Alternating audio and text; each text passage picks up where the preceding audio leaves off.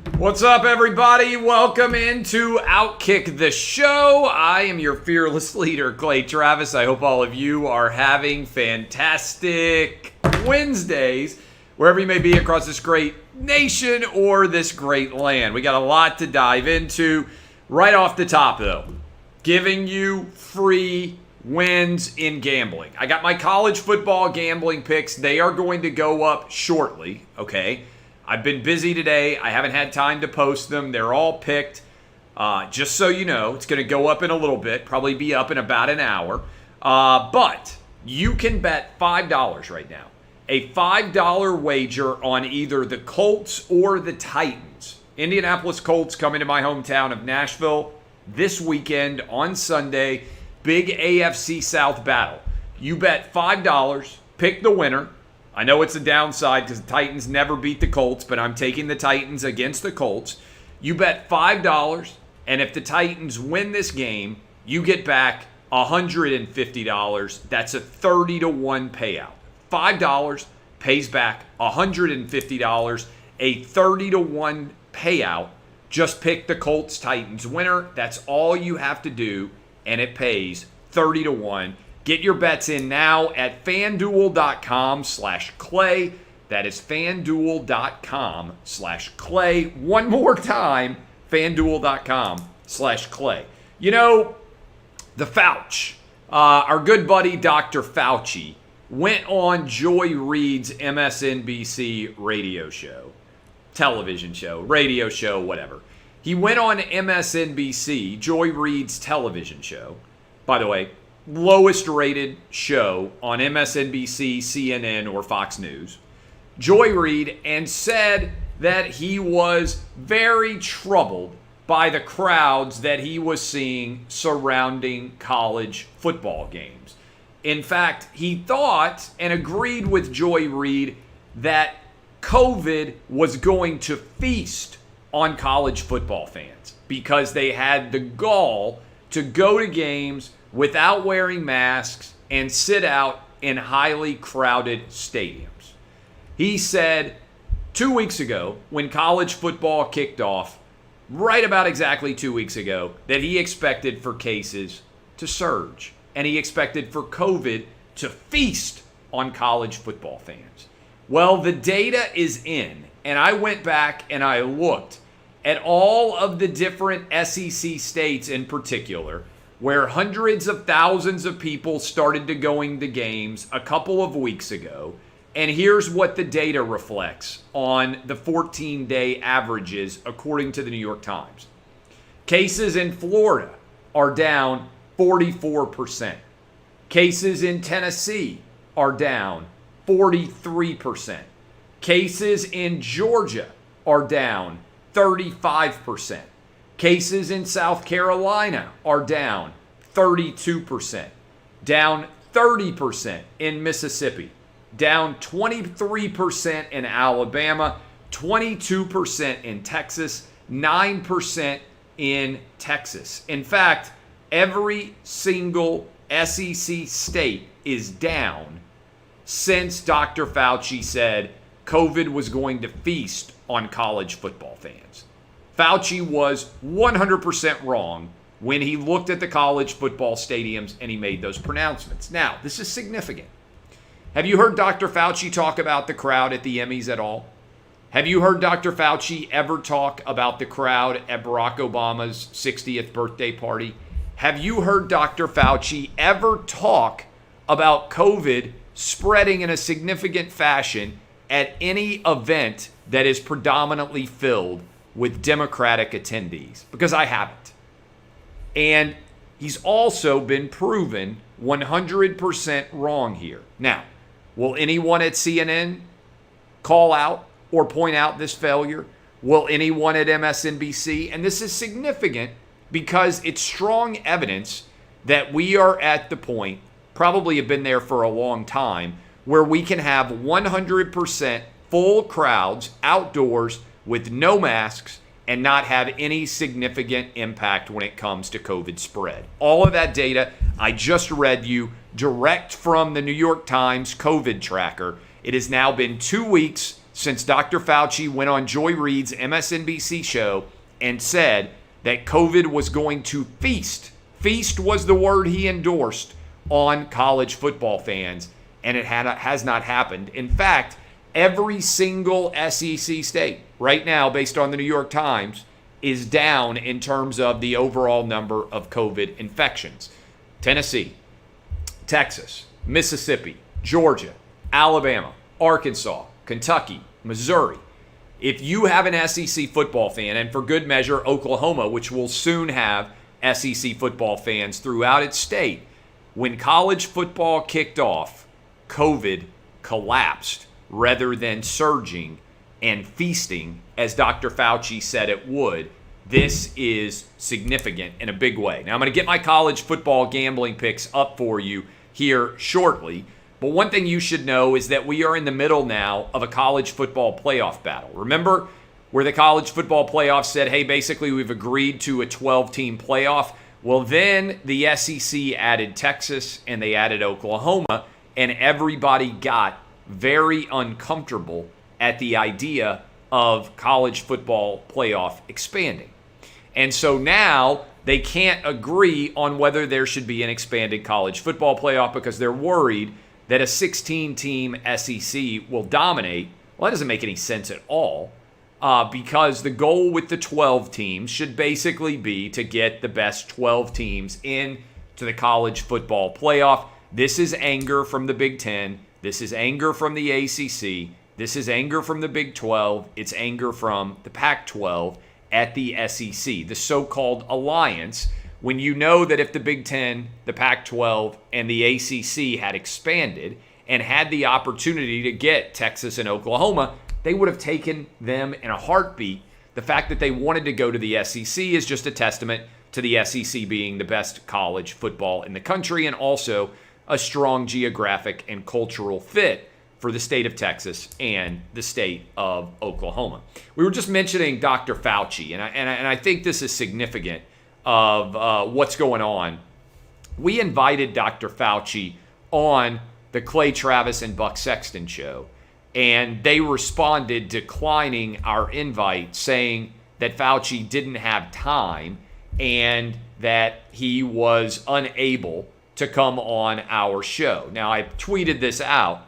Dr. Fauci's people said, quote, he was overwhelmingly busy and was therefore unavailable. After we said this on our radio show, which, oh, by the way, is the biggest radio show in the country, then Dr. Fauci's people reached back out and said, hey, wait a minute, maybe we can actually make the time. Now, look, I would like to have Dr. Fauci on our show. I'd be respectful. I would want to ask him about natural immunity, why it's not being discussed, why it seems overwhelmingly that Fauci only criticizes crowds in red states. Remember, he had an issue with Texas allowing Major League Baseball games to take place.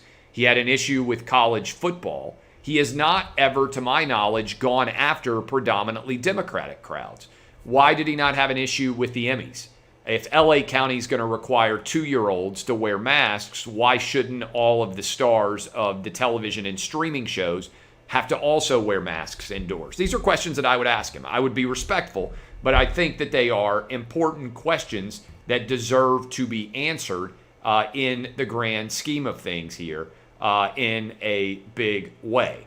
I want to talk, too, about what's going on at Stanford here in a moment. But first, I want to tell you about my friends at Farmfolio. I got to meet these guys. They came to our tailgate down in Gainesville, Florida last weekend. Big college football fans. Probably going to see them at the Ole Miss and Alabama game as well. Awesome guys. And they're making a smart decision. You guys know, recently I made a lot of money when I sold Outkick to Fox. And I had to decide, hey, what am I going to do with all of these assets that I have suddenly cash in my hands that I've never had before? I looked at the stock market valuation, made me a little bit nervous because it's near highs. I looked at investing in all this different private equity options, little bit apprehensive, put some money in private equity. But one of the things that I decided to do was I said, look, real estate. Real estate, you don't have to look at the property value every single day in your real estate portfolio. You get an opportunity to invest in the long term in real estate. And you know, my grandfather, when he retired back right as the Jimmy Carter administration was starting. And what he decided was, I want to retire to a farm as an inflation hedge.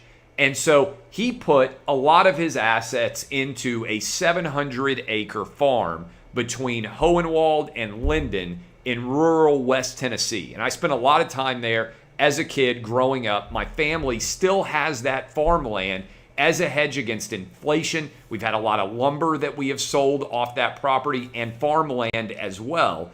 Do you know if you can get for up to $32,000, you can do what my family has done and start to hedge and make smart financial decisions with Farmfolio. I want you to go check it out at farmfolio.net/clay. And I want you guys to go get hooked up right now and realize farmlands outperform the major stock market indexes for decades. If you missed the boat on the last market windfall, if you didn't have a lot of money in the stock market, why not go get signed up now? As Mark Twain memorably said, buy land, they aren't making any more of it. Over the last 40 years, the world's lost a third of its farmable land.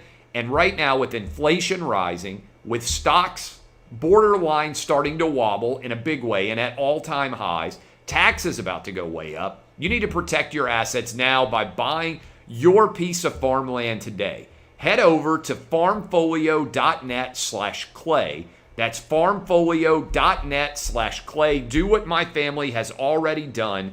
To learn more about farmland ownership, contact Farmfolio at farmfolio.net/clay. That's Farmfolio, FOLIO.net/clay. A couple of big news stories out there. Justin Fields in as the new Chicago Bears starting quarterback after injuries to Andy Dalton. This means all of the first-round draft picks up at the top. We got Mac Jones starting for the Patriots. Got Trevor Lawrence starting for the Jags. We already had Zach Wilson, who has not looked very good so far, starting for the Jets. And now we get Justin Fields. We also, by the way, have Davis Mills, it appears. He is going to be starting for the Houston Texans. So Justin Fields will be in by week 3. We'll see how he looks. I think it's fair to say, so far, Mac Jones has looked like the best of the first-year starting quarterbacks. So we'll see how Justin Fields looks going forward. Meanwhile, negative sign, Miami Dolphins got destroyed by the Buffalo Bills. 35-0, I believe, was the score down in Miami. And Tua went out with cracked ribs. They brought in Jacoby Brissett as the backup. Tua is now going to be out for week 3, making me wonder whether the Miami Dolphins might try and make a move, believe it or not, for Deshaun Watson, who still is kind of strangely in sort of a weird sort of purgatory with the Houston Texans, where he's not suspended, but he's not dressing and he's not playing. None of it makes sense, but Tua now out with cracked ribs for the Dolphins, meaning in theory, Jacoby Brissett is going to be playing. Hunter Biden, we talked a lot about this, and I think it's significant. Not because Hunter Biden is a drug addict, not because Hunter Biden was paying for sex with virtually every prostitute known to man, it feels like. Not because Hunter Biden was videoing and uploading many of these interactions on Pornhub. Not because Hunter Biden, based on his own text messages, is a very untrustworthy, bad human being, okay? All of those things can be true.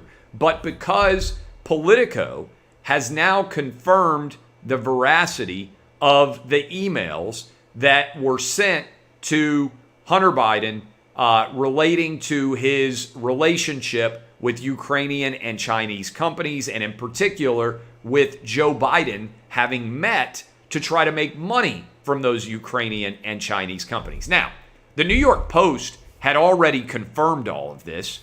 Hunter Biden was outed as basically a shill using his father's name on Fox News on Tucker Carlson because they interviewed the business partners.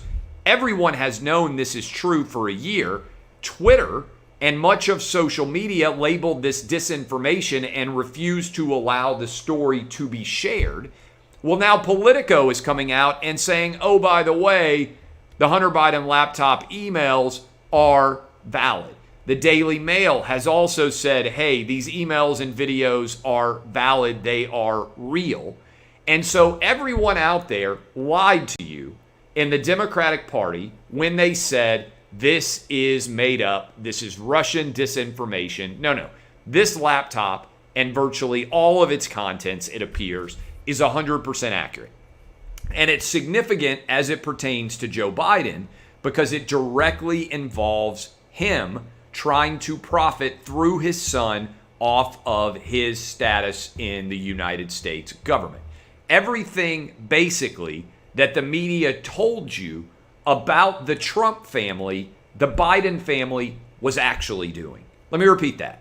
Everything that was alleged, Russia collusion, dealing, inappropriate acts on behalf of the family and foreign countries, what they alleged about the Trumps was actually occurring with the Bidens, and the media has pretended that it wasn't real all along. They have protected Joe Biden because they wanted him to beat Donald Trump. And as a result, Twitter, which loves to label things disinformation and loves to ban people like the former president and my friend Alex Berenson, well, they banned the New York Post, the oldest continuous newspaper, I believe, in the entire United States, from being able to share real journalism about corruption involving Joe Biden that everyone should have been able to see because it was so significant.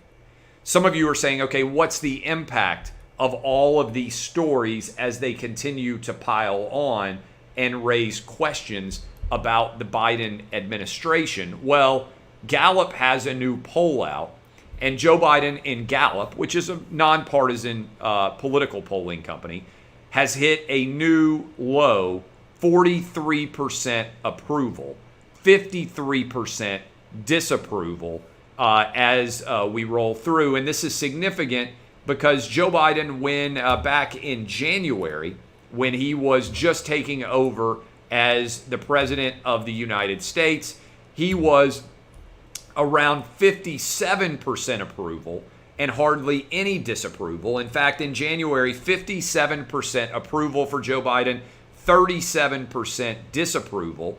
It is now 53% disapproval, 43% approval as Joe Biden has tanked, and he's tanked most significantly among the independents in this country, the people who could vote one way or the other. Joe Biden now has a 37% approval rating among independents, and 61% of people disapprove, which is pretty wild to think that he could be that low. Lower than Barack Obama, lower than George W. Bush by a substantial margin, and lower than Bill Clinton's as well. And this is pretty unbelievable.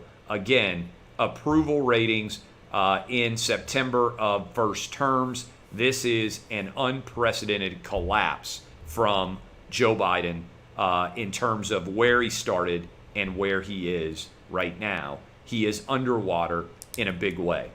You know, one of the big debates we have is how do we get back to normal? This is the question I've been asking for a long time. I've been living my life normally since May of last year. I haven't made any changes in my life since May of last year. Some of you approve of that, some of you disapprove of it, I understand. The best way I know how to get back to normalcy is by living my life in a completely normal fashion. I'm on a bus tour right now. By the way, we are headed to Nashville for the Vanderbilt Georgia game this weekend. If you are a Georgia Bulldog fan or a Vanderbilt Commodore fan, we'll be set up right by the stadium from 8 a.m. to 11 a.m. on Saturday. Want you to come by and say hi to us. Next week, we're going to be at Ole Miss, Alabama in Tuscaloosa. And the week after that, we're going to be in College Station at Texas A&M as they host Alabama. So that's the next 3 weeks on the Outkick bus tour. You can't miss the Outkick bus. It is traveling all over the southeastern United States. I'm telling you, you will have a fantastic time. If you come and hang out at our tailgate, I'll be able to say hi to you. We're doing the big noon kickoff show. All of it's great, all right? But if you are paying attention to it, all over the South, people are getting back to normal, right? I just ran through the data. Full sold-out stadiums, no rise in COVID cases. Dr. Fauci has been proven wrong when he says that there is going to be some sort of massive increase based on that huge crowds, maskless, watching football. But one of the things in the blue states is, how do you get back to normal? And I don't know how the blue states and the blue cities are ever going to get back to normalcy. And I want to use the Stanford rec situation as an example. Stanford University, a fabulous place, all right? I wanted to go to Stanford. They didn't let me into law school there. I ended up going to Vanderbilt instead, met my wife. Best decision I ever made was going to Vanderbilt University for law school. But I would have gone to Stanford if they had let me in. Probably the only school I would have gone to instead of Vanderbilt University, all right? I loved Stanford, fabulous campus. I liked the idea of living on the East Coast, where I went to college in Washington, D.C. I had lived on the South. I thought it would be fun to also live on the West Coast. Now, fortunately, with Fox Sports, I've spent a ton of time in L.A. I feel like I've gotten a sense of what it would be like to live on the West Coast as well. And look, I like the people that I've hung out with on the West Coast. So I thought about going to Stanford. And Stanford has a 100% undergraduate and graduate student vaccination rate. That is, every single person on their campus is vaccinated. But do you know, if you want to play pickup basketball, or you are playing intramural basketball, or you are just going into the Stanford Rec Center to play basketball, you're required to wear a mask while you play basketball. And this is important. Some people say, why do you care about a story like this? Well, if 100% of people are all vaccinated, how do you ever stop wearing masks if you are still required to wear a mask despite the fact that everybody on your entire campus is vaccinated?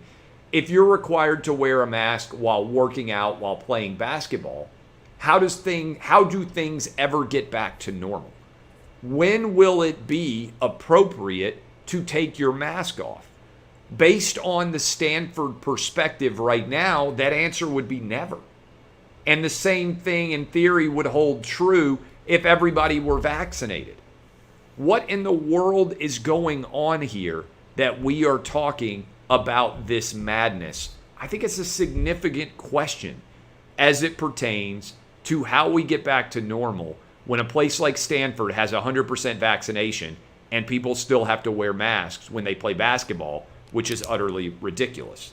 And I think one of the answers is, I need you, the reasonable people in America who watch and listen to me every day, to live your lives normally and put pressure on your cities and states and your schools and your governmental institutions to allow normalcy to occur.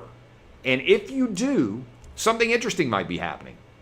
Governor Gretchen Whitmer out of Michigan, who has been one of the most steadfast lockdown proponents in the entire country, well, she's up for re-election next year in Michigan.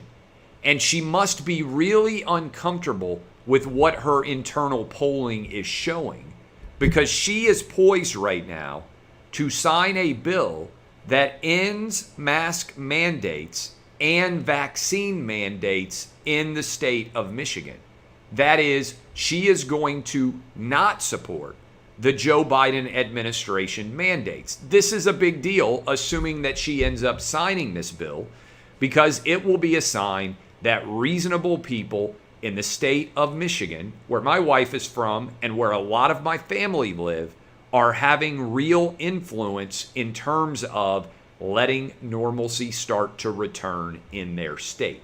And if this ends up happening, it's an important message about a Democratic bastion that has embraced lockdowns and some of the most draconian aspects of COVID regulations now starting to become somewhat more normal. We got big crowds in Michigan State, big crowds in Ann Arbor in the Big House, big crowds in Detroit for the Lions indoors, no mask mandates, and no vaccine mandates right now that I'm aware of in the state of Michigan. That is actually a good sign. Reasonable people win. I don't care whether you're a Democrat, whether you're a Republican, whether you're an independent. I want normalcy to triumph. I want reasonableness to win. I want facts and data to matter. And that is how we win. I love all of you. Get your bets in. $5, 30 to 1. $5 bet gets you back $150. All you have to do is pick the winner on Colts Titans. Go to fanduel.com/Clay. That is fanduel.com/Clay. You will be glad that you did. One more time, fanduel.com/Clay. Love all of you. DBAP, unless you need to SBAP. I've got my gambling picks going up right now. I'm sitting down. They should be up in an hour or so. I'm sorry I'm late today. I've been super busy with a lot of things going on. They're written, they're made. I'm putting them into the Outkick machine. They'll be up on the internet here in about an hour. Love you guys. DBAP, unless you need to SBAP.